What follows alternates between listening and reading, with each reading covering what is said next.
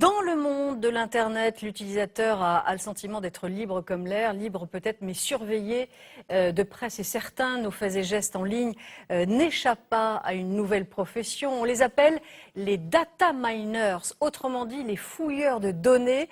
Notre rubrique consommateur nous dévoile ce soir leur identité. Pierre-Yves Salic, Christophe Hilary, Alexandra Dupont. Une extraordinaire banalité.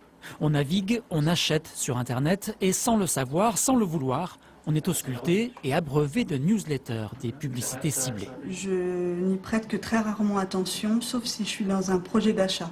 En général, je les jette directement. Et pourtant, de l'autre côté de la toile, les entreprises de commerce en ligne affûtent leurs armes pour cerner le profil de leurs clients. Julien est un data miner, un fouilleur de données. Il épluche les informations de 15 millions de clients. On analyse en fait le comportement de nos consommateurs, on regarde les produits qui ont été achetés, les produits qui ont été visités, et à partir de là, on peut déterminer un petit peu des tendances, déterminer des segments, et puis savoir vraiment quels sont les grands groupes qu'on peut isoler dans notre base de données. Et Julien propose au service marketing 4 listes de clients pour 4 newsletters différentes. Finalement, le plus dur est de faire parler les milliards d'informations reçues sur le site. C'est spécifiquement un métier qui est à la croisée du marketing et de la technique. Donc ça veut dire qu'il faut comprendre ce qui est le business en fait, donc comprendre les clients, comprendre ce qu'ils veulent, ça c'est le côté marketing. Et en même temps savoir mettre les mains dans les chiffres et donc être très quantitatif, aimer les chiffres. Donc ça fait deux choses à la fois, effectivement. C'est ça aussi qui fait que c'est difficile d'en trouver des bons.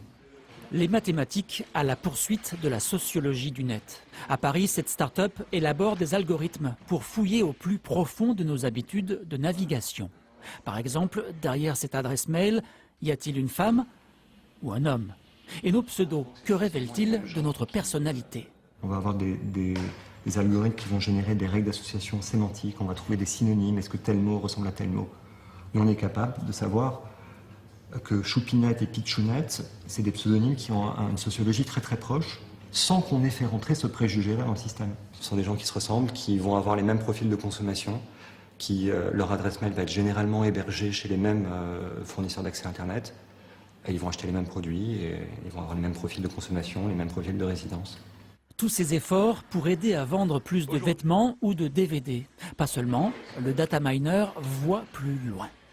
Je pense que la prochaine façon de faire de la médecine avec du data mining, ce sera d'étudier l'ensemble de la population, l'ensemble des feuilles de soins de ce que reçoit tout le monde et d'en déduire les faits.